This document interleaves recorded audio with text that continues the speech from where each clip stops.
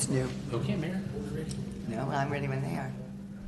Okay. I'd like to call the Avalon City Council meeting of March 5th to order. And if we could please stand for the Pledge of Allegiance. Please begin. I pledge allegiance to the flag of the United States of America and to the republic for which it stands, one nation, under God, indivisible, with liberty and justice for all. And if we could please, please give our, look at this. We would like to remember Marie Lynham, Renee Sanchez Reimer, and John Voishan, who they've all three passed away in the last couple of weeks.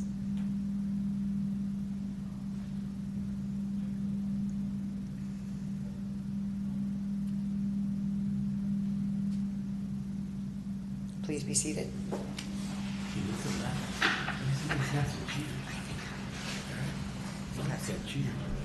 And may we please have the roll call? Councilmember Hernandez. Here. Councilmember Olson. Here. Mayor Marshall. Here. And Councilmember Albers and Cassidy will not be in attendance tonight. Okay, thank you. There are no presentations, but we do have a public hearing. Yes, we do. There she is.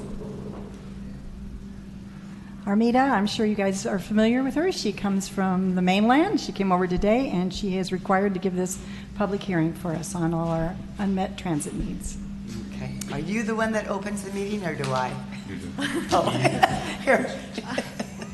Oh, did you would like to say something before we get started? Actually, yes, I have opening remarks. Thank That's you for right. having me. For those of you who don't know me, I'm Armina Saint, and with me tonight is Juan Miranda from Metro, and we are conducting the TDA public hearing on unmet needs. And my opening remarks basically explains why we're here tonight. And I'll let you open, after my remarks, I'll let you open the public hearing. Thank you. Good evening. The public portion of this meeting is held to hear testimony regarding the allocation of the Transportation Development Act, TDA Article 8 funds. The California Transportation Development Act, enacted in 1972, Senate Bill 325, provides a major source of state funds to support public transit services. 1/4 of a cent is collected as part of the statewide retail sales tax in this county and placed in a local transportation fund, TDA 3, 4, and 8, which is used to support public transportation within the county. The TDA funds are divided as follows. TDA 4 recipients receive 91.4%, TDA 3 is capped at 2%, and TDA Article 8 receives 6.6% of the share. By statute, most of the money in LA County goes to support the operation of our regional bus service, Metro, and the municipal operators such as Long Beach Transit and Santa Monica. These services are funded in part by TDA Article 4. Additionally, some of the funds are used to support facilities for pedestrian and bicycles. This is known as TDA Article 3, which is the 2% of the share. Article 8 of the TDA requires that a proportional share based on the population, and it's approximately about 6.6% of the sales tax revenue, be collected to those areas in the county that do not have Metro service because they're located outside of Metro's service area. These areas are in the Santa Clarita Valley, the Antelope Valley, and Catalina Island. Transit needs can reasonably be met through an expansion of existing transportation systems by establishing new systems or by contracting for services. However, if there are no unmet transit needs which can be reasonably met with these funds, the funds may be used for local public streets and roads purposes. While the purpose of these hearings is to determine how TDA Article 8 funds should be allocated, your testimony about transit needs may be useful to local decision makers who are planning possible uses for Prop A, Proposition C, Measure R, and Measure M funds. The Los Angeles County Metropolitan Transportation Authority holds a public hearing each year to determine what transit needs exist in your community before recommending how these funds should be allocated. LAC MTA staff will compile your comments along with the comments made at all the hearings, including written comments received before the deadline. The Social Service Transportation Advisory Council, composed of local residents and social service providers, will consider your comments and make a recommendation to TDA 8 Hearing Board. The TDA 8 Hearing Board will make the recommendation to the full LAC MTA Board. The LAC MTA Board will act in June to make the findings about the use of Article 8 funds in your community. The LAC MTA Board's recommendation will be forwarded to the state for review and approval. If you wish to submit written comments in addition to or instead of testifying verbally, the record for all hearings will be kept open for 2 weeks after the conclusion of the public hearings. Written comments must be received by March 21st of 2019 for all affected areas. Your written comments should be submitted to the following address: Armin Hussein, TDA Article 8 Hearing, Metropolitan Transportation Authority, Mail Stop 99-4-3, 1 Gateway Plaza, Los Angeles, California 90012, and email address is sainta@metro.net. The public testimony portion of the hearing will begin now. Please remember to state your name and any organization you represent. Thank you so much.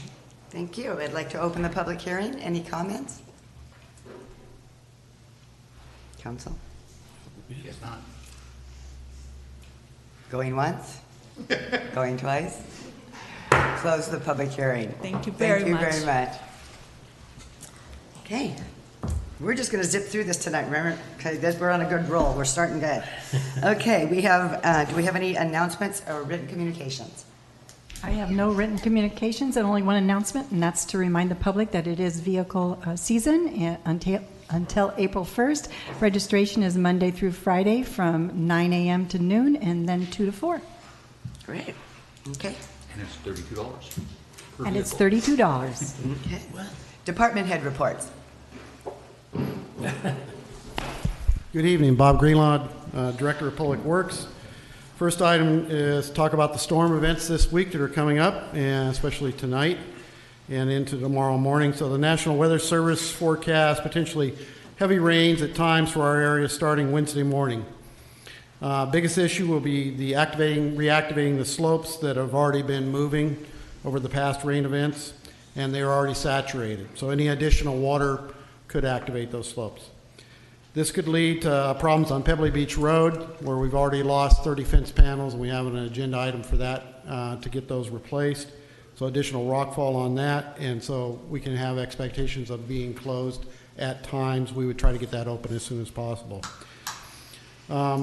Also, yesterday, I evaluated the stability conditions with our geotechnical consultant on several different issues on the island here. So one of those was Pebbly Beach Road, and we looked at the short term and the long term and what we're going to do. And it seems, at least for right now, just to continue what we're doing and get those fence panels in there to safety it up. But then we have some more cleaning and some scaling to do once we get in drier conditions. We also evaluated the pet cemetery and the amount of material that's up there and that being reactivated on any significant water flow. And looking at that, we worked with the island company, and they brought in a contractor to clean out the ditch up away so that in case that did get reactivated, that it doesn't move that material down further into the culverts. And they also sandbagged right at the entrance of that culvert where it goes across the road, and then placed a K-rail across the fence so that any of the material, if it did get activated, stays up in that area. So that was significant effort. We also, Public Works has been working for another couple days on Wrigley Road, and we finally got that cleaned up. There was a lot of material being placed from some of the properties in that area when they cleaned up their properties, and we told them, hey, you can just put your material here, or we can haul away, because not everybody has a pickup truck or equipment, due to our lack of vehicles on the island. So we got that cleaned up, and it's ready for rain. And then we went up to Stagecoach, where it's a private road, but it's still in the city limits. So it's under the city's jurisdiction for some of the fixes there, and there's 2 slip outs, and we looked at those fix outs that the island company is having Boulder Construction do for them. And then we finished up with the slip out on, or the rock fall that's happening right there by the yacht club at Casino Way. And so we were down below and then up top. So what we did notice, it was a concerning rock fall that's happening right above the yacht club. Let me get this on. Here we go. Oh, it's set. We can't see it. Please. Oh, wow. Okay, so you can see we're right above the yacht club, and you see that the cracks that are developing in that slipped material, and once it gets right to that edge, it's just a vertical rock, which you're looking down below. So it's definitely on top of bedrock, and it's this really surface type movement, but it definitely has a significant layer of thickness to it. Oops. Not being successful here. So this is right below the house that's above the yacht club. I lost it.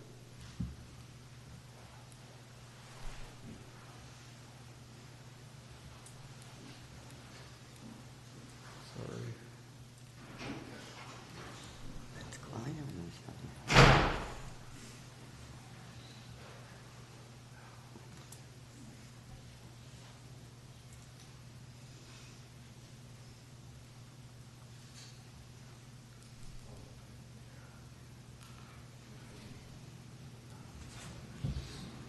End of slope. Show.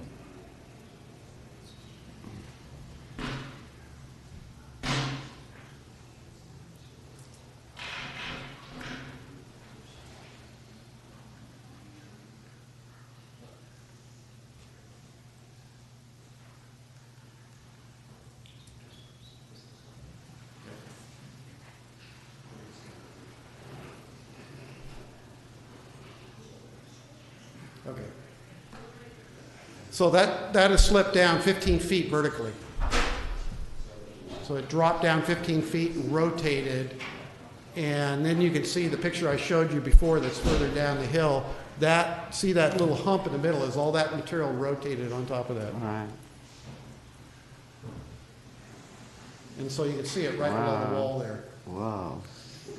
Okay, so what we're anticipating with heavy rain, this is going to get activated. You can see all those cracks, those fissures within that. And if it does, it's going to get mobilized, and then it goes over that rock, and then it drops straight down onto Casino Way. So what we did this afternoon, we placed 2 sets of K-rail. We put a set of K-rail right there next to the roadway, and it's about 4 feet away from the rock wall, the rock face of that. And that will accept some material. But if all of this material comes down, it's probably about 100 cubic yards, it would be, and it'd block the whole roadway. We didn't want to see it continue and then go over down into the walkway. So that's why we put that second set of K-rail right there, right next to the retaining wall, right in front of the yacht club. Mm-hmm. So we capture that. And so we've set up our equipment there. We've set up our van so that emergency services, if they need to, they can't get through, it's totally blocked. They have a van up there with equipment and everything. And we're ready to close the road if necessary in the middle of the night here once it starts raining. So all those things have been prepped for this. And we'll also get contract help if we need to remove that. If this does extend into the day in the removal, we've already discussed other options that we could set up traffic control on the walkway for golf carts and have that happen, or if we needed to be, we could get shore boats to help us shuttle as we're cleaning this up if it was during the day so that we can move some people around. During the night, I would just tell everybody, anticipate if it gets rain at night, we may just have to close this road if it looks like it's activated. So one of the things we did put out, just wanted to read this public announcement so that everybody, if they haven't seen it any other way, it says, St. Catherine Way between Via Casino Archway and Casino is being monitored for heavy rains and rockfall starting Tuesday afternoon 3/5 through Wednesday 3/6. If weather dictates, we will continue to monitor the road after Wednesday. St. Catherine Way, the road, and Casino Way, the sidewalk may be closed for safety. If you need access to St. Catherine Way overnight, it is recommended to plan on making the trip Tuesday afternoon or make alternative arrangements as the road may be closed overnight. If and when the road is closed, access will be determined. For example, one lane will be allowed, emergency vehicles only, etc. Alternative access options are planned in case of the road shut down. However, any alternates are subject to safety and may be slow. Okay, so that's what we put out to the public. Just wanted to make everybody aware of that once again. So we talked about Pet Cemetery. The other two items, the trash and recycling receptacles are here. We are already planning on rolling those out, but because of the issue with the storms, they're sitting down at the fuel dock right now. But if you want to take a look at them, that's where they are, and they're so all 95 units are on the island. And the governor did declare a state of emergency on 2/21, so our local declaration helped work for that. So 21 counties got included, and LA County is one of those. So that should help bring us additional resources if we do need that. And the county has been reaching out to us and asking within this next few days if we do need help, that they're there and can send resources.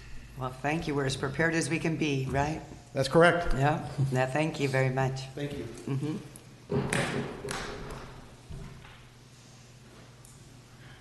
Good evening, Mayor, Council, City staff. I just wanted to follow on to some of Bob's comments regarding the storm preparations. There were some questions today about why the fire department doesn't put an engine out at the casino. In the case the road were to slide, then there would be a piece of apparatus staged out there, and that is correct. However, if there was a slide and there was a call for service somewhere else in the entire city or the island, then that piece of equipment, that engine and all the equipment that is on it is trapped out there. So that's why we have a Baywatch paramedic vehicle that is staged out there for medical responses, and then we have the city van, which is loaded up with medical equipment and some firefighting equipment, with the idea being that we get personnel on scene quickly, do a size up, find out what resources we need while Public Works is working on getting at least one lane of traffic open if material is coming to the road. I'm very confident in the plan. It is what it is. I wish, like everybody else, there was a second option, another road that we could use. There just isn't. So in that worst case scenario, Chief, that would be transporting personnel by shore boat to those areas by the gas dock? Correct. If we couldn't get through by foot over the debris, which we have in the past, if we couldn't get over it in foot and get out to the casino, then the harbor department is prepared to take us around by boat and deposit us there. Yeah. All right. Just to follow on, eventually the rain is going to stop, and there's already a tremendous amount of vegetation growth. So I just like to remind people that at some point, all that's green and lush and 6 feet tall in places now is going to dry out, and there's going to be a significant amount of weed abatement come springtime. And then lastly, just a reminder for people around their property, any standing water is a breeding ground for mosquitoes. So property owners should go around their property at least once a week and dump out any standing water. I'm sure, just like I have, people are noticing a significant amount of bugs and stuff already just from the amount of standing water we have. So yeah, those ones that are flying around with the long legs are going, oh, those are the mosquito catchers. So they must be knowing that there's going to be some mosquitoes popping up because they're everywhere. Maybe. Yeah. Sounds reasonable. All right. Unless you have questions for me, thank you very much. Council? No? Great. Thank you. Thank you.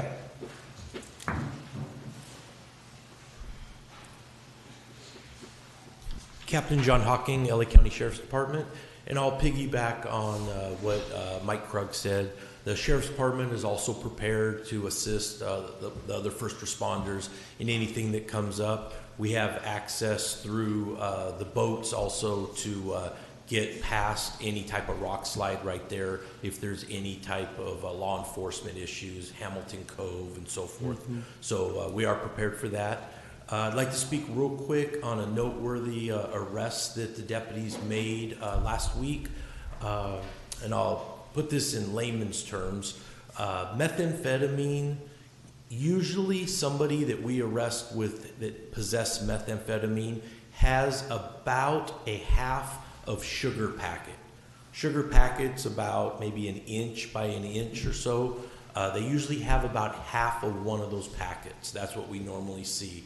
The other day, we arrested somebody that had 40 packets, a scale, and empty baggies.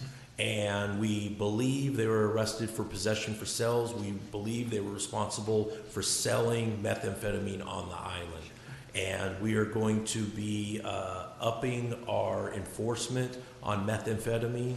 So you will see more deputies coming over here, possibly us doing search warrants and so forth to make it stop, because we keep seeing an increase in it. Yeah. And the last thing I wanted to talk about was the Sheriff's Department's volunteer program.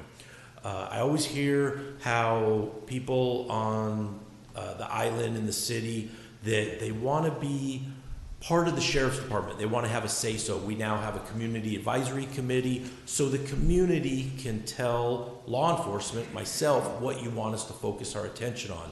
Well, we have a volunteer program at the Sheriff's Department, and it came out through the community advisory committee. That might be something great to get people in the community involved in the Sheriff's Department. When we ask for volunteers, it's usually a short period of time. An example is marathon. We might ask for somebody to come and work 2 hours to direct traffic out on a corner. Something like that. They aren't volunteering 40 hours a week. So if you're interested in volunteering, you get a volunteer sheriff's uniform. You are part of the Sheriff's Department, but you're also part of the community. So we hear firsthand on what the community wants the Sheriff's Department to focus their attention on. And I'm going to be putting that in the newspaper this week. It'll come out Friday, but I wanted to make sure everybody knows that that's available to them if they're interested in that. And what kind of things can they do to volunteer? Oh, we have all kinds of programs at the sheriff's station. They can call domestic violence victims to determine that they're okay and that the violence isn't continuing. They can assist with special events and directing traffic. They can stand down on the corner and direct pedestrian traffic on Metropole and Crescent and Clarissa and Crescent. Right. We have all kinds of things, and it's all times of the day. It could be at 2 in the morning. We're 24/7 operation. Right. We're always open. So anything, whatever fits their schedule and their interests, right. And especially if somebody is interested in becoming a deputy, that is great for high school students. If you just graduated and you're interested in law enforcement, that's a perfect stepping stone right. to becoming, get involved in law enforcement. Right. So I want to put it out there for everybody. If you have any questions, call the sheriff's station, ask for Captain John Hawking, and I will return your call if I'm not there. If I am there, I'll answer it right away.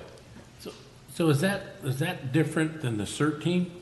Yes, that is different than the CERT team. Thing. CERT team is more of a first responder type thing. Okay. If, let's say we had a big earthquake, tsunami, mudslide, whatever, we would call them, and that's the public being trained in first aid, right. all the first responder type training. Right, okay. The volunteer program is more of, hey, I am available Thursdays from 2 to 5, and I would like to come and help the Sheriff's Department.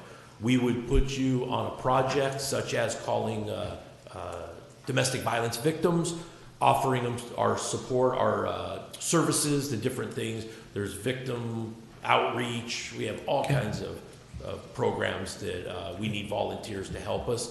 But the biggest thing is the community gets involved in the Sheriff's Department, and working together, we keep the crime rate down. Great. Thank you. Yeah, Thank you very much.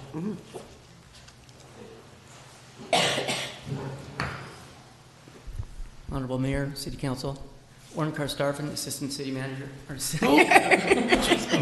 You got promoted. I missed it. I missed the promotion. Sorry, Warren. I'm standing in for JD tonight. I just have a brief report for you guys. We had the underwater cleanup Saturday, February 23rd, and that went over very well. We had a number of hundreds of participants along with volunteers and staff. So that's been an ongoing success in the harbor. We also had, related to that, was a dive call that came in later that evening. And I did receive a email thanking city staff, everybody that responded. And I'll just read a couple excerpts from that. And that was, I was a diver that was rescued on Saturday, February 23rd, 2019. The Avalon Harbor Patrol was my first point of contact when I was in distress. The Harbor Patrol contacted the fire department and helped orchestrate the efforts that seamlessly was involved with my successful transportation to the chamber. Without all of the team efforts on all fronts, this could have had a different outcome. The professional conduct of the Harbor Patrol, Baywatch, Fire Department all showed that went hand in hand with the kindness that was showed to myself and also to my family. Thank you to everyone. Nice. So, anyways, very proud of that. Yes, you should be. Thank you. So, if anybody has any further questions, I'll be available. Thank you. We're good? Okay.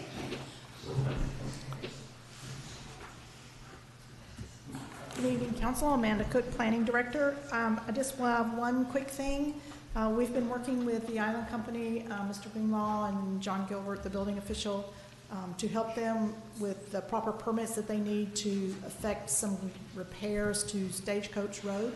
There's a couple of places they're outside the gate, but they're within the city limits. So we've got them permitted, and they're going to be able to proceed with getting those two shoulders of the roads.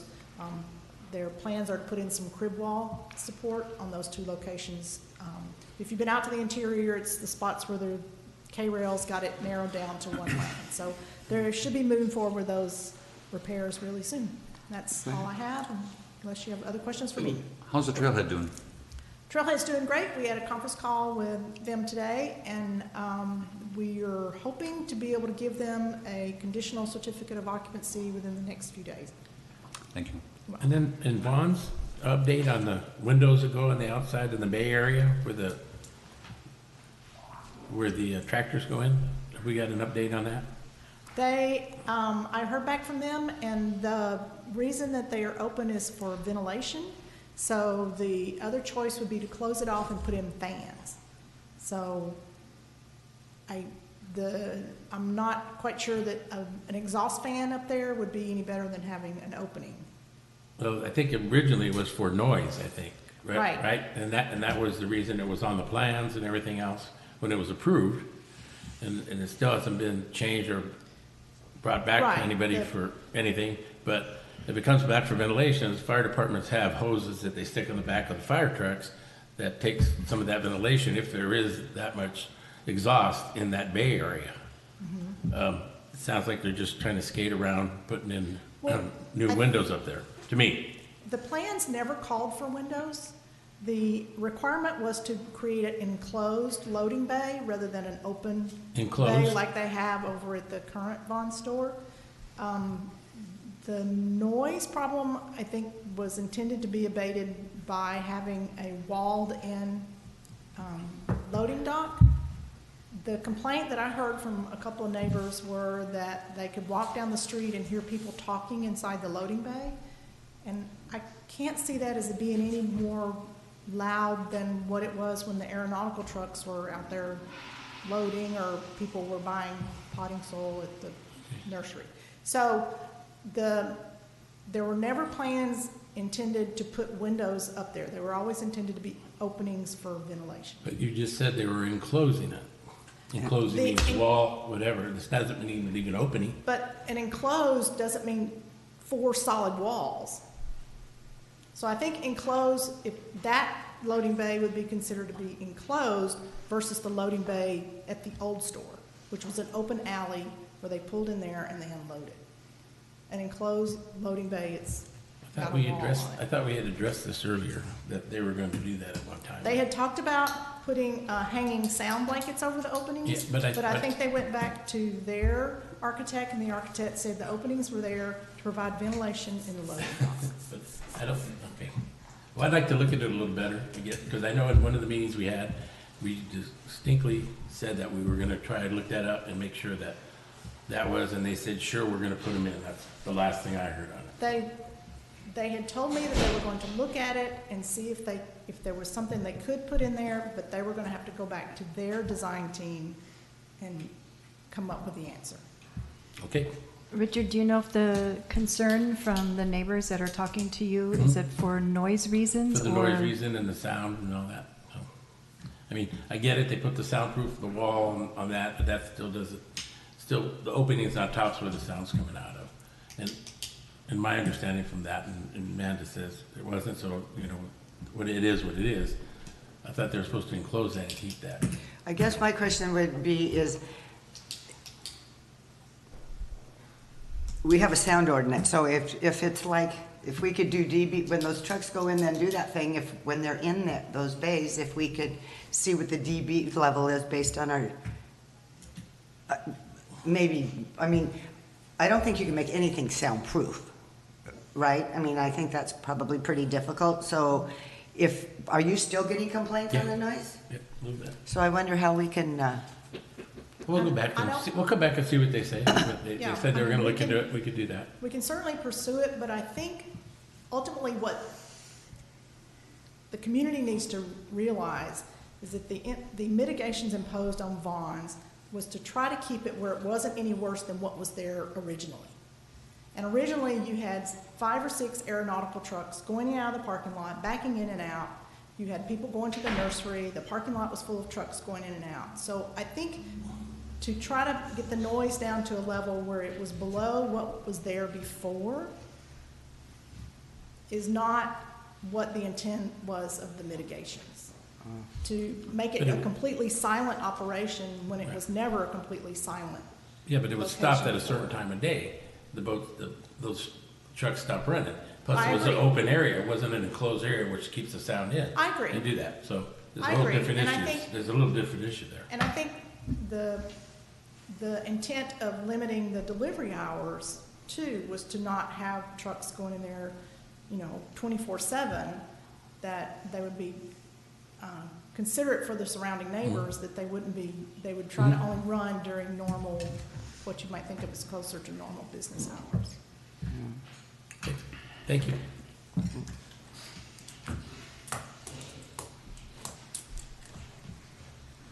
Matt Baker, speaking on behalf of the Finance Department. I don't have any update unless you guys have any questions for me.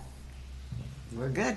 Did you see that smile on Matt's face? He just came back from vacation. Oh, good The for you. finance I've guy? been gone the last week, but everyone got paid, checks went out. Yes. Operations continue. Yeah, thank you, Matt. I hope you had a good vacation. It was gone. Yeah. He's so quiet. Good evening, Madam Mayor, members of the council. On your dais is our spring-summer activity guide, so I wanted to share that with you and with the community. I've got a few here on the table as well. You can find them at the Recreation Office as well as online on recreation.cityofavalon.com. And in it is our parade theme buried. But our parade theme, we're going to play off the celebrating of 100 years of the Wrigley's. So the theme this year is the making of the Magic Isle, yesterday, today, and tomorrow. So do what you will with that. We just wanted to kind of share in the celebration with the Island Company. So with that, any questions? Looks good, man. Good. Right, thank you. Okay, that's it for department heads. We shall go to city manager report. The only thing I have to add, in addition to some of the things I had on my list already that I've already mentioned, is that we shipped off 8 more vehicles that were illegal, derelict, or abandoned. So Autoettes and cars or these 8 were all autoettes. Autoettes, excellent. Okay. We have no city attorney, so we will move on to council member reports. I'm good. I wasn't here last night. Okay. I'm good, except for the wet weather. I attended the Contract Cities meeting last week in beautiful Carson. Nothing great came out of that, but it was interesting. It was at that Porsche experience off the 405. And, somebody was complaining about the seats here. There was a seat there that was $6,000. That Porsche, that track that I see on the side of the road. Can anybody sign up and drive one of those? Yeah. I have no idea. Yeah, just go for it. And I just want to compliment our Public Works on all the cleanup they've been doing all winter from all of our great events. That's it. Okay. I'm just going to touch on things very briefly because everything is kind of just percolating a little bit. We've had a couple of meetings on the possibility of a float in the Rose Parade in 2020. So there's a few of us are working on that a little bit. That will come back. The point is that the city would not be putting any money into that project, as well the chamber would not. So it would be a public supported process. We'll have more on that. Dan and I and Dave met today, and then I met with them last week. Some gentlemen out of Sweden, they do a swim run challenge. Very exciting. They want to add Avalon into their world championship. This is very challenging endurance swimming and running in pairs. So you have to cross the finish line together. They have them in Germany, outside of Croatia, Sweden, Switzerland, a few other places, and they would like to put us on their route. That's potentially very good for Avalon, and they want to do this in January and February, so it be bringing over new people. So that's really great. And Denise and Devin and I had a preliminary meeting with Dave Sainamond on looking into strategic planning going forward. So we will be, Denise and Devin and I are going to be talking about that more, and then if appropriate, we will be bringing that to the council. Is that okay that I kind of announced that kind of preliminarily? Absolutely. Okay. And as far as the Rose Parade float, Dan and I spoke today, and we had tentatively slated it for the first meeting in April to have council further discuss to see if there was a... Yeah, interest. Good. And since since you're in the room, Captain Hawking, if we could set up an appointment in the near future, maybe the first of next week, to talk about the rave.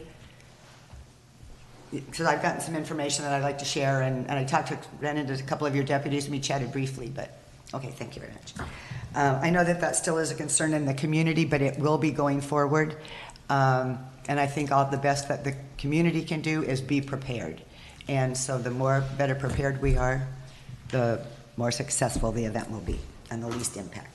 Okay, oral communications. This is an opportunity from people in the public to make comments on items that are not on the agenda. You will be limited to 3 minutes and no action will be taken. That's you, Paul.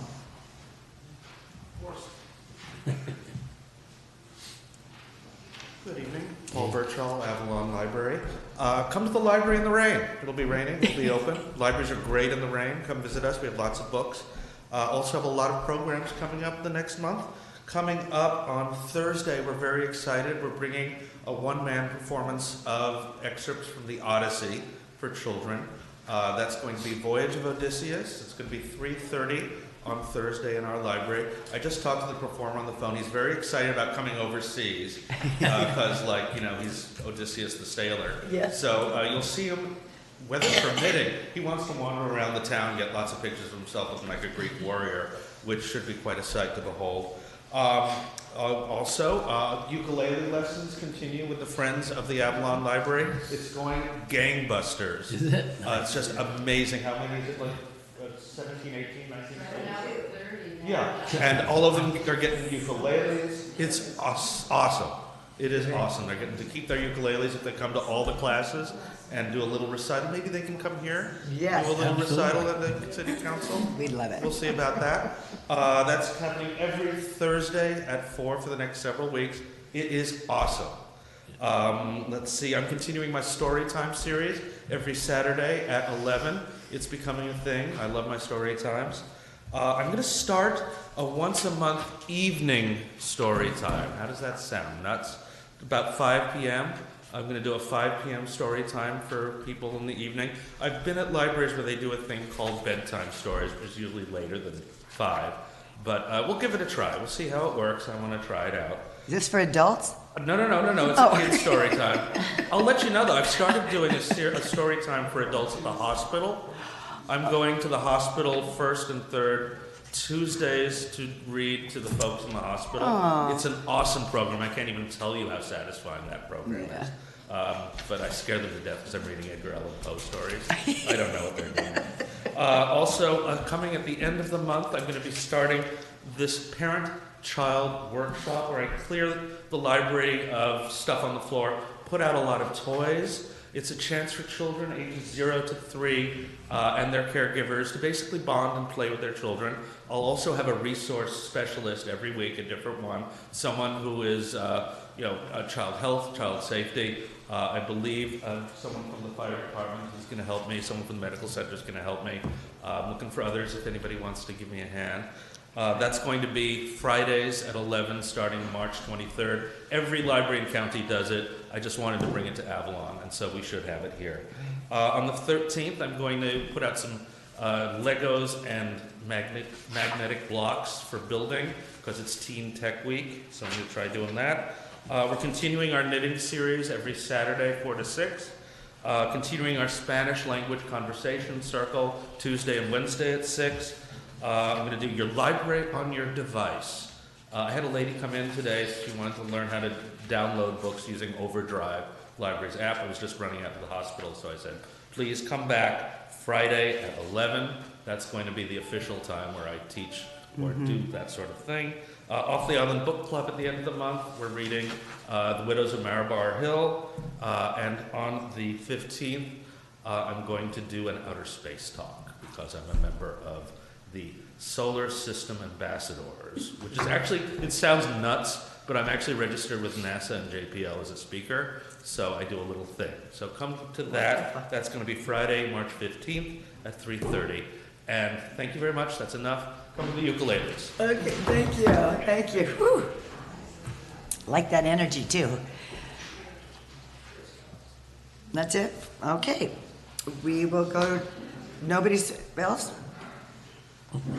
Yes.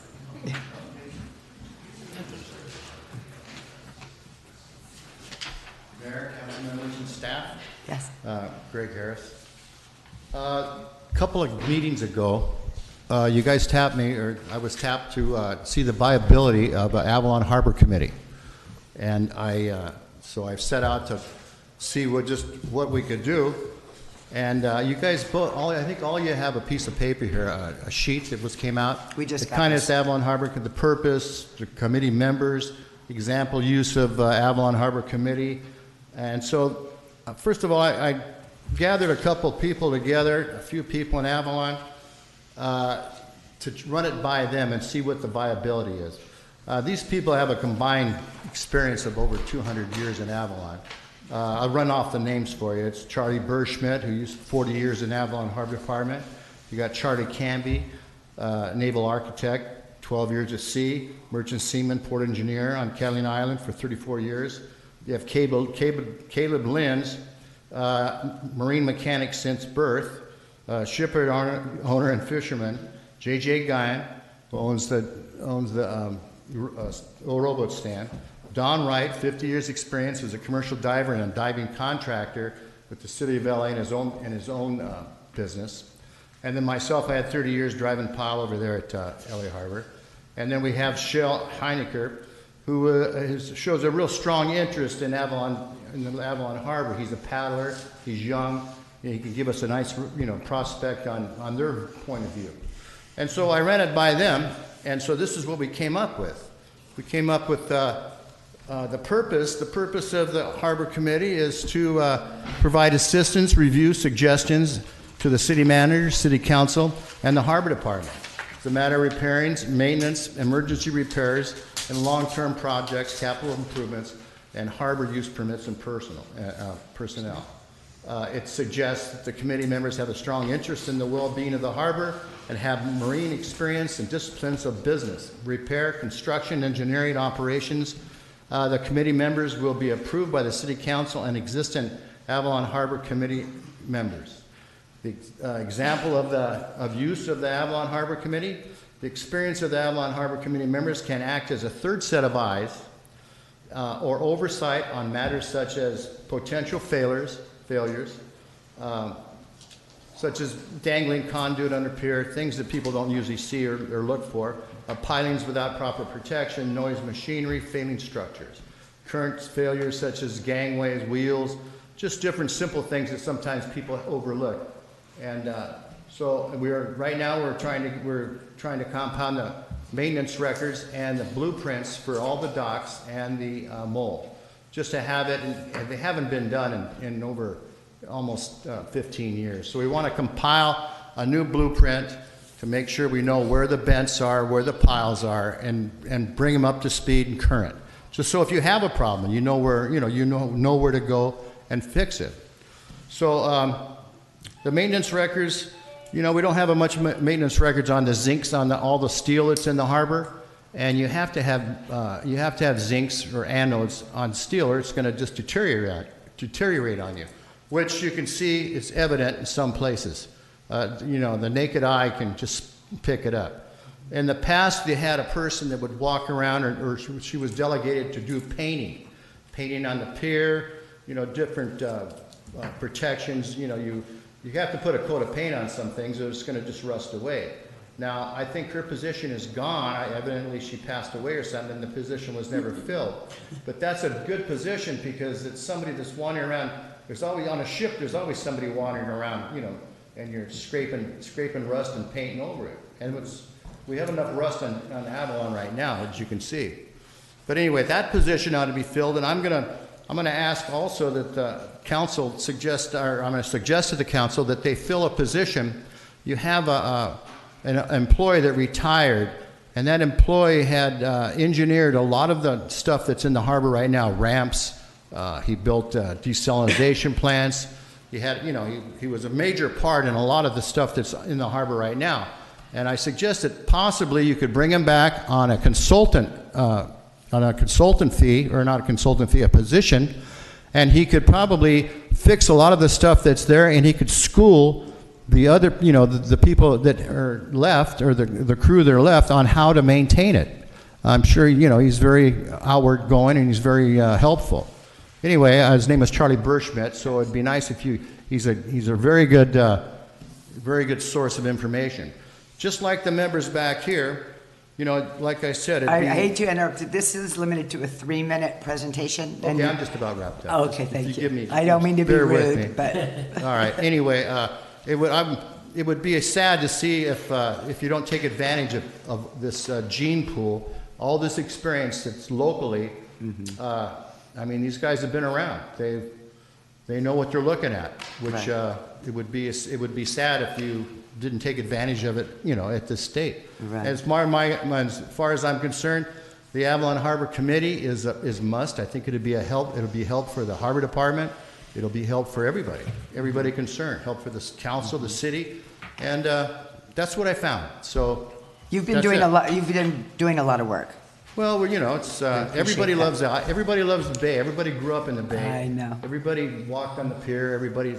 You want to make sure that it's still going to be around. Right.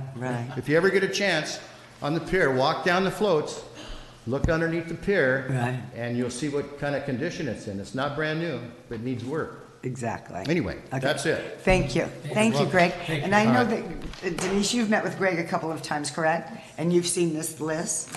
He just gave it to me today. Okay, so in the interim, I mean, I'm sure there will be discussions with staff about. He has requested some documents that we will be providing to him, and some maps, and Okay. And then at some point, I'll be bringing this to council for you to determine if you want this to be a formal committee. Okay. I guess I'm just this discussion between you and me, not with you, Greg.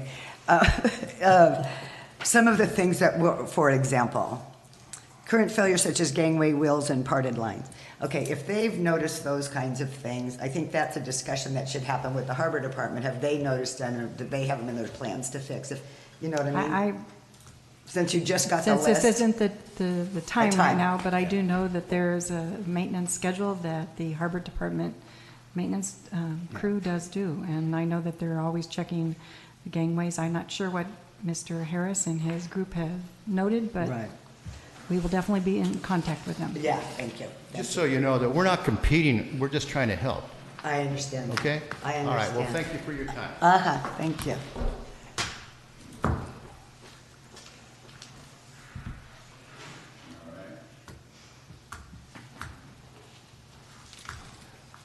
Hi, Pat Troy, 115 Olive Street. And I originally came here to support Greg and have everybody get together on the harbor. It's a good idea. But I was just sitting there thinking, hey, I never mentioned this, but I've been lobbying around town for a long time. I've been on that city blue sticker list 24 years, and I'm thinking, wow, it's 2 for 1. They did that over 30 years ago, right? So the idea is to reduce the amount of full-size vehicles in town. Yeah. And I think that's a really good idea. And I thought it was a great idea back then, but as we go along, I'm seeing, wow, 2 for 1, 2 for 1. And now we've gone from I know. 800. Pat, but I think they're saying they can't hear you, so speak into the mic a little bit more. Oh, yeah. Thank you. Over 800 vehicles are down to lower than maybe 400 now. It's been very successful. Is there any plans to eliminate the exclusiveness of having a full-size vehicle? I think we need to attract professional, educated people to our island, and if they could only have that hope that I once had, you know, hope that I get a full-size vehicle someday, because I'm thinking about them now. I think I'll be dead when my name comes up. Sorry.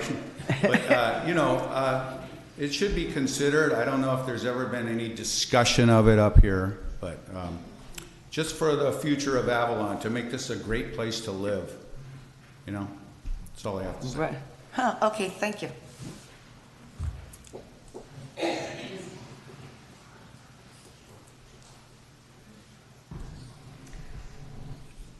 Good evening, Janie Hall, 334 Clarissa. I'm so impressed by the city manager's engagement of this most knowledgeable group of old water professionals. There must be 300 years of experience there. That committee is really a brain trust of volunteers whose specialty is marine engineering and mechanical know-how, and it buoys my faith in local government's oversight of our waterfront maintenance. Hopefully, all interested players could listen objectively to recommendations, and maybe we might even bypass another consultant, another lengthy study, because the price is right with this group, and I think the time is right. Mm-hmm. So thank you all for your time and participation. Thank you. Okay. Anyone else? Okay. We're going to go to the consent calendar. We only have 2 items this evening on the consent calendar. The first one is minutes from the February 19th regular city council meeting. The second one is to ratify prior actions for replacement of the K-rail fencing along Pebbly Beach Road. And that's to make the finding that purchasing those 30 K-rail panels from Boulder Contracting Company in the amount of $27,450 for that expenditure, and to ratify the prior actions of the city manager approving that. Council, what's your pleasure? I'll move staff. Staff recommendation. Mm-hmm. Second? Second. Okay, comments? Call for the vote. 3 ayes, 2 absent. Albers, Cassidy. Okay, agenda item number 3. We are continuing the public hearings now. We have 2 more public hearings. The first one is on the licensing fees for the cannabis business, and Devin Thompson is the one who did the staff report. If you have any direct questions, she is in the audience. I think the report was very thorough, number 1. Thank you very much. And do you have any, if you don't have any questions immediately, we'll open the public hearing. Any comments? Nobody. Okay, now we will close the public hearing. And now we will discuss. Can the mayor ever make a recommendation? Can I ever make a motion? You're the mayor. Oh, okay. You're the mayor. You don't get to vote. Okay, I agree with staff. I even get to vote. I would like to make staff recommendation that there is no fee for the service. no permit fee. Okay. Is there a second or comments? I'll second it. Okay. The community probably doesn't know what we're talking about, right? In a way, I guess some of you have read it, but basically, it is medical cannabis, and we're feeling at this time that there's really not a need to tax or to put a fee directly. If we had decided at a later date we want to levy some kind of a tax on it, that would have to go on the ballot, and that wouldn't be able to happen until 2020. And the other thing that's in here is that the person that has the delivery service is responsible for providing education and training and that kind of thing, drug awareness to the community and to the students of Avalon, and we think at this time that would be adequate, and we'll see how that goes. So I made a motion and there was a second. Comments? Call for the vote. 3 ayes, 2 absent, Councilmember Albers and Cassidy. Okay. Item 4 is the harbor fee resolution. This is another public hearing on the fees that staff was directed at the last council meeting to bring this back, to bring the fee schedule for, to have a shoulder rate, winter rate, shoulder rate, and then our regular season rate. And that's what we've done. And I will note that on the table on the staff report where it says shoulder rate number 1, it says September 15th to October 15th. It should be it should be October 14th. So then on the following line, it would be starting October 15th to Palm Sunday. Okay. Alrighty. And we did keep the 3% fee increase that you approved in July on our regular fee schedule. Okay, I'll open the public hearing. Any comments? I guess everybody's happy. Council, do you have anything to say? Okay, close the public hearing. Move to adopt the resolution establishing revised mooring fees for fiscal 2018 fee schedule. I'll second it. Okay, let's call for the vote. 3 ayes, 2 absent, Councilmembers Albers and Cassidy. Okay.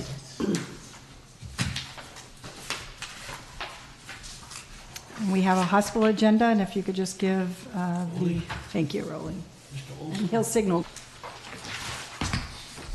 Hey, Jason, call me tomorrow. Call me anyway. Okay, City Council will be going into closed session. The first item is conference with legal counsel, initiation of litigation pursuant to paragraph 4 of subdivision D of section 54956.9. It's one case. The second item in closed session is conference with the labor negotiators. It's the agency designated representative, the city manager Denise Ratty, and the employee organizations, which are the Avalon Harbor Employees Association, the Avalon Municipal Employees Association, International Association of Firefighters Local 2295, unrepresented confidential employees, and management. Right. And Bert Scott, welcome to Avalon, back to Avalon, and this will be the shortest meeting you will ever see. Carl can attest to that, and so can the ladies in the back of the room, and the gentlemen. Okay, thank you all. And have a great Mardi Gras event at Tuesday. Yes.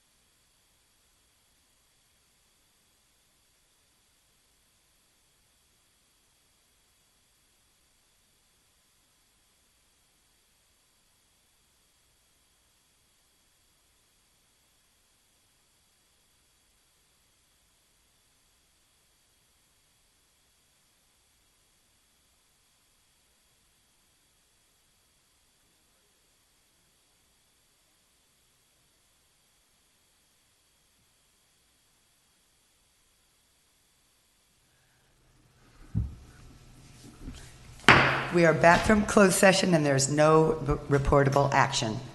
Good night, Tony. Meeting adjourned.